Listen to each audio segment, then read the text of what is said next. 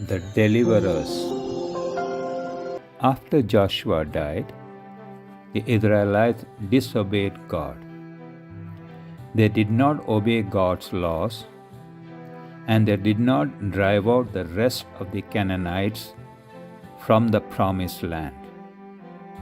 The Israelites began to worship the Canaanite gods instead of Yahweh, the true God.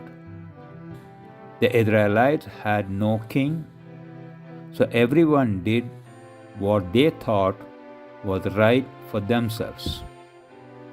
By disobeying God, the Israelites started a pattern that repeated many times. The pattern went like this. The Israelites would disobey God for several years, then He would punish them by allowing their enemies to defeat them. These enemies would steal things from the Israelites, destroy their property, and kill many of them.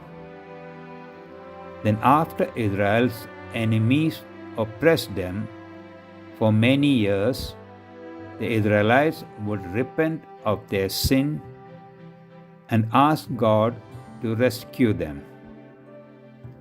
Each time the Israelites repented, God would rescue them. He did this by providing a deliverer, a person who would fight against their enemies and defeat them. Then there would be peace in the land, and the deliverer would rule over them well. God sent many deliverers to rescue the people. God did this again after He allowed the Midianites, a nearby enemy people group, to defeat the Israelites. The Midianites took all of the Israelites' crops for 7 years. The Israelites were so scared they hid in caves so the Midianites would not find them. Finally, they cried out to God to save them. There was an Israelite man named Gideon.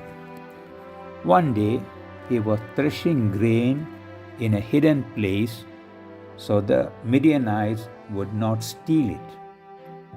The angel of Yahweh came to Gideon and said, "God is with you, mighty warrior. Go and save Israel from the Midianites." Gideon's father had an altar dedicated to an idol. The first thing God told Gideon to do was to tear down that altar. But Gideon was afraid of the people, so he waited until night time. Then he tore down the altar and smashed it to pieces. He built a new altar to God nearby and made a sacrifice to God on it. The next morning, the people saw that someone had torn down and destroyed the altar, and they were very angry. They went to Gideon's house to kill him. But Gideon's father said, "Why are you trying to help your God? If he is a God, let him protect himself." Because he said this, the people did not kill Gideon. Then the Midianites came again to steal from the Israelites. There were so many of them that they could not be counted. Gideon called the Israelites together to fight them. Gideon asked God for 2 signs so he could be sure that God was really telling him to save Israel. For the first sign, Gideon laid a sheepskin on the ground and asked God to let the morning dew fall only on the sheepskin and not on the ground. God did that. The next night, he asked that the ground be wet but the sheepskin dry. God did that too. Because of these two signs, Gideon believed that God had really wanted him to save Israel from the Midianites. Then Gideon called for soldiers to come to him, and 32,000 men came. But God told him this was too many.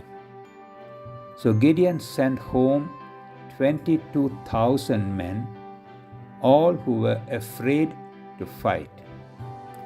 God told Gideon that he still had too many men. So Gideon sent all of them home except for 300 soldiers. That night, God told Gideon, "Go down to the Midianite camp and listen to them talk. When you hear what they say, you will no longer be afraid to attack them." So that night, Gideon went down to the camp and heard a Midianite soldier telling his friend about something he had dreamed.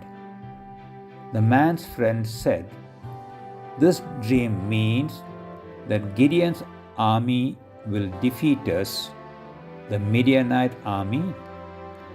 When Gideon heard this, he worshipped God.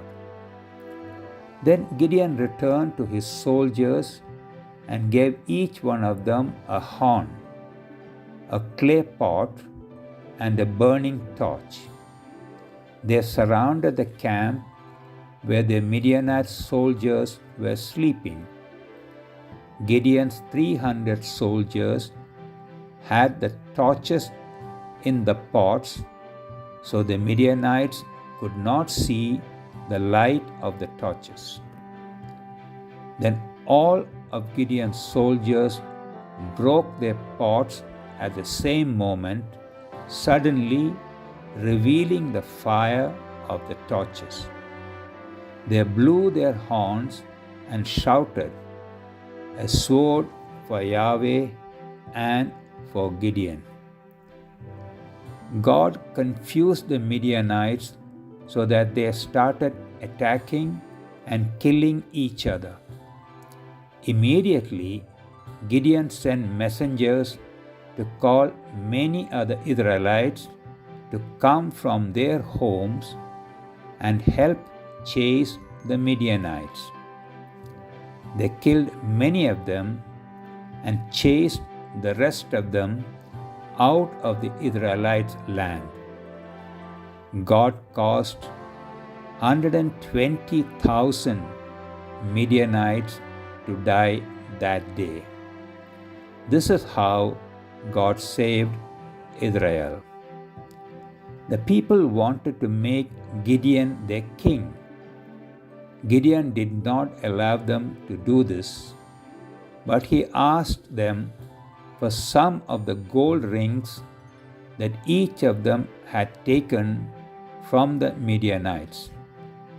The people gave Gideon a large amount of gold. Then Gideon used the gold to make a special garment like the high priest used to wear. But the people started worshipping it as if it were an idol. So God punished Israel again because they worshipped idols. God allowed their enemies to defeat them. They finally asked God for help again, and God sent them another deliverer to rescue them. This same thing happened many times.